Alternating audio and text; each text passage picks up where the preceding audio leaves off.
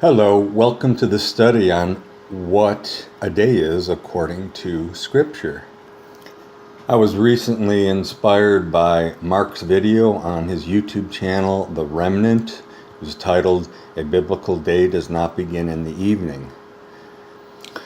This is a subject that I've been aware of since 2003, when I did my own individual study and came to the same conclusions that he has. I'll leave a link to his video in the description box. I didn't want to just do another video on what the true biblical day is, because there are many people who've seen that and done videos on it.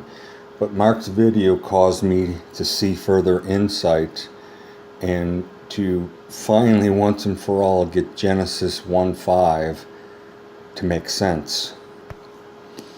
I also have used 2 screenshots from his video in order to enable me to quickly do this video.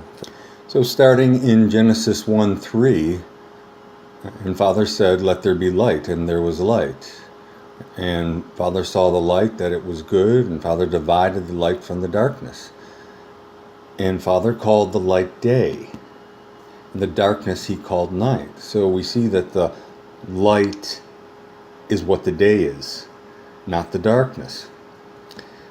And then that part is straightforward. Many people point it out and see this, but then others ignore it because they like the second half of verse 5. And the evening and the morning were the first day. They take the evening and the morning to mean that a day starts at evening. They say that the evening means the whole night and morning means the whole daylight period. And this is how the order of the day is. These two don't go together, because the first part of verse 5, Father called the light day. So the darkness has nothing to do with the day. But in the second part of verse 5, it seems to be saying the exact opposite. So according to Judaism, their days start at sunset, and then a new day will start after the next sunset.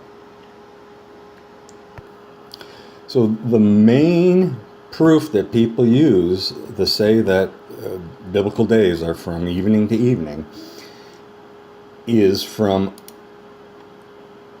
the second half of verse 5 in Genesis 1. And the evening and the morning were the first day. Here's a screenshot from Mark's video.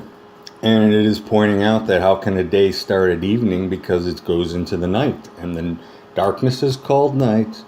The day is called the light. You've got two totally opposite things being stated in verse 5, and the two can't come together. So some people take the first part and see that, and it's very sound in using that because it's very clear. But other people, the majority of Judaism, and those Christians who follow the teachings of Judaism, and the rabbis and the Pharisees, they will take the second half and say that, and the evening and the morning were the first day.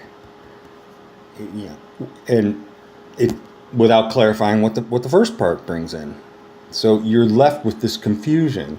And the second half, there is doubt as to what is actually being said there. There have been many takes on this. I could leave it as just that the clearness of what's said there in the first part of verse 5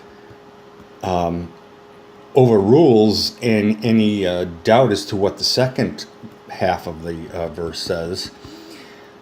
I'm going to go further, and this is the additional insight that Father gave me in seeing Mark's video. Because Mark brings it out, and he says very clearly, why are the evening and the morning in reverse order of what is stated in the first half? And there's a clue to what's going on here. To get the true understanding of what's happened to verse 5, we need to look in Jeremiah 8:8. How can you say we are wise, for we have the law of the Creator, when actually the lying pen of the scribes has handled it falsely? See how it says the lying pen and not the lying tongue. These scribes were copyists, who in this case were corrupting the scriptures by the altered copies they made and distributed. Jeremiah 8 is clearly coming out against lying scribes who changed the law by writing lies. This is a common theme throughout the Old Testament generally and the prophets specifically. It is also picked up in the New Testament for that matter. The texts say, "How can you say we are wise, for we have the law of the Creator," when actually the lying pen of the scribes has handled it falsely. The wise will be put to shame. They will be dismayed and trapped. Since they would be the scribes, have changed the word of the Creator, what kind of wisdom do they have? And that there is the people who believe that Scripture cannot be altered. It's the inerrable, the copies are inerrable, and Father has somehow magically kept them from being corrupted. This is the deception. They believe this lie. Most of Christianity believes this lie, that the Scriptures have not been altered and what we have is the complete unadulterated truth. That is a lie. That's a deception. And this is what this is saying here in this verse. Because Christians say they're wise, but because they believe they have the true law of the Creator, they have it all written down uncorrupted. But they actually have what the lying pen and the scribes have done to it. They're deceived by this lie, and they are then deceived by the corrupted copies. And they don't give any question to logical things that come to mind that would tell you, wait a minute, something's going on here. Father's not this way. Why is it saying this in the Scripture? Father wants us to reason with His Word, reason with Him. We have to find the tares from the wheat, get out the lies, find the truth. The corrupt teachings of the people at that time through the scribes were added to the Torah. If we look earlier into Jeremiah in chapter 5, he says, "An appalling and horrible thing has happened in the land. The prophets prophesy falsely, and the priests rule at their direction. My people love to have it so. But what will you do when the end comes?"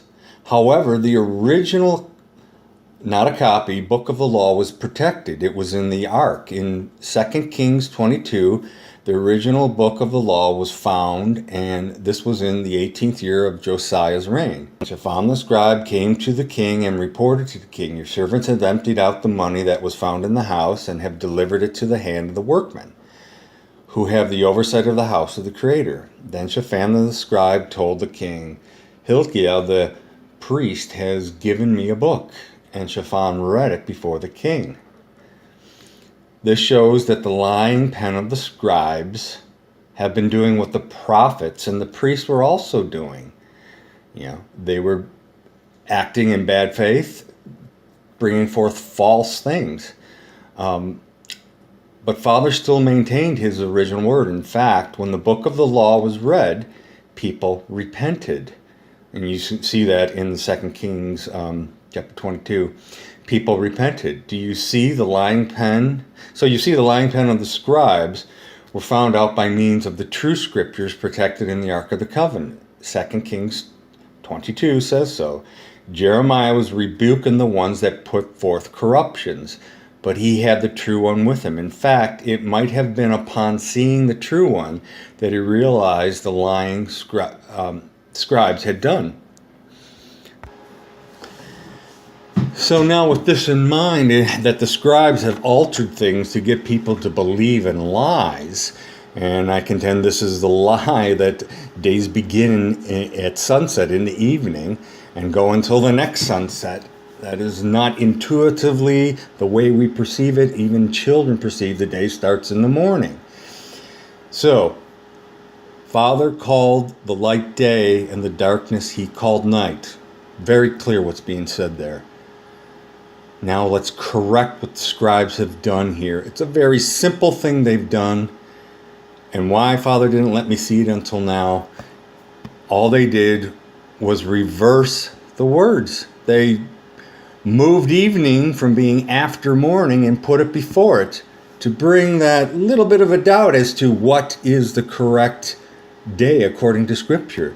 But if we put back what the scribes did, and the morning and the evening were the first day. Now we have a sentence that is saying the same thing in both parts of verse 5, the first part and the second part.